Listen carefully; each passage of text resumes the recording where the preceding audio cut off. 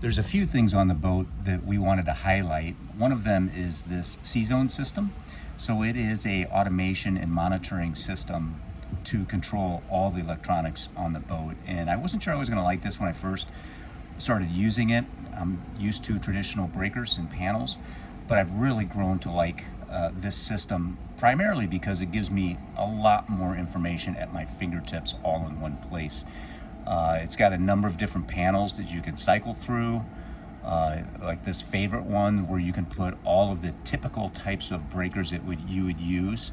And again, they're all at your fingertips. It's very nice for that. Another thing that is very nice as well is this monitoring panel. I probably use this one more than any because I can watch the performance of my solar panels. I can go straight to the inverter, the charger, see what they're doing, and I can see the levels of the water tank, as well as the fuel tanks. And over here, I can see generally what I'm putting in from solar. I can see its state of charge. So it's really good summarized information in one panel. And then if you go like over to the control panel, this is where you have basically all of your circuit breakers. Again, I can manage them all from here. I can see what amperage they draw, which is very nice to see, that you don't typically see with a basic a breaker. I can see that my freezer is on, but right now it's not currently drawing anything, so the compressor's off. I can see that I've got a cabin light on. My fresh water pumps are on. Galley fridge is on. Again, the Galley fridge is on, but the compressor's not running. If it was running, I would see this to about 3.6 amps or something along those lines. So it's a really nice panel for me to watch things, to manage things, see what amperage they're drawing. So this is actually a system that I've really grown to like. You can set all your alarms here as well, monitor your alarms. We don't have anything that's showing, I don't think. Just more examples of what we like about this system. Another feature we like about Oasis R1260 is that it's got a dual helm station. So the primary helm station is over on the port side.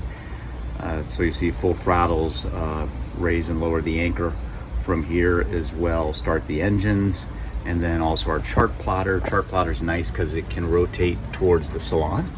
So if you want to sit in the Salon and do passage from there or spend some time in there, if the weather's poor, you can do that very effectively. It's also got this little switch right here that you toggle to send control of the throttles over to the starboard side. Starboard side is here, so it's got one B&G panel. It's got throttles over here. As I mentioned, you'd have to switch control over to these, but it is nice when you're pulling up to a dock or a marina to be able to control from either side of the boat. It's a fantastic feature. Another feature I'd like to highlight is the location of the galley. It's called a galley down, which means it is located in the starboard hull in the midsection. And this is something that we thought we'd like, but as it turns out, we really love it. I think Seawind did a fantastic job designing this. If it were located up in the Salon above, there's no way they would have gotten this much counter space, this much cabinetry, double sinks. I mean, we've got 4 different upper cabinets, which is fantastic. It's got a nice size refrigerator with it, a huge freezer, which obviously we had loaded during a very long passage, and it did us very well.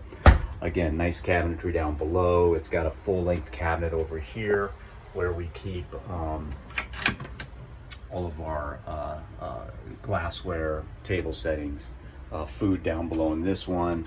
Even in the aft cabin, there's additional storage that we use for food there since we don't have anybody using this particular cabin. Nice stove along with an oven. So again, they did a fantastic job designing this. It's also got very good ventilation. So it's got this window here that will go out. It's got a nice size 2x2 hatch and a fan as well, so it's got fantastic ventilation. It's also got this very nice pass-through area here, so as you're preparing food or drinks, you can set the food up there if you don't want to carry it up, which is especially nice during passage when you're rolling a little bit. And ultimately, this means that none of the salon space is taken up by the galley at all. So it's all for lounging use, as well as the captain's station over there. So the galley is taking none of this space up, which we think is a very nice feature. We also love these very large front windows. They open out.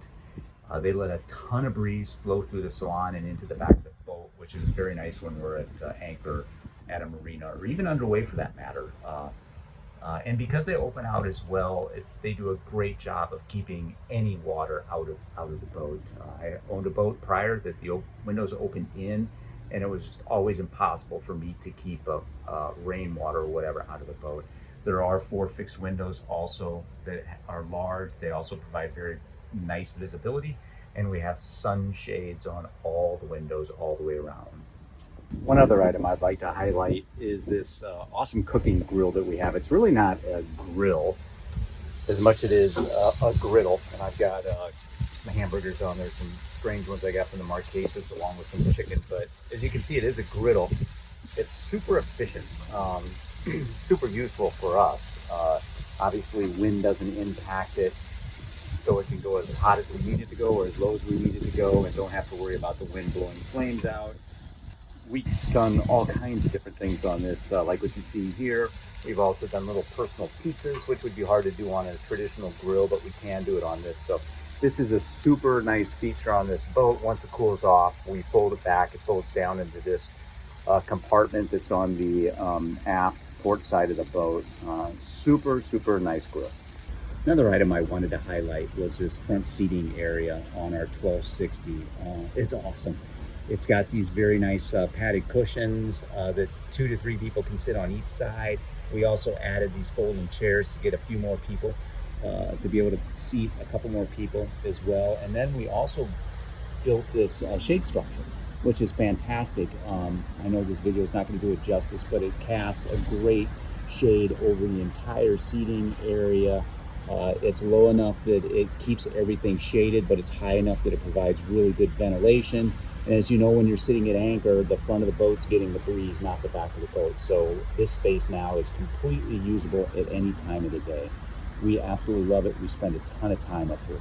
Finally, I wanted to point out one feature of this boat, and it may not be that obvious, is it's got a very low center of gravity, and it's got a huge sail plan, which really makes it, I guess, a performance cruising cat, is I think what they characterize this boat at. You can still see I've got my straight structure up, so we're not cruising today anyways.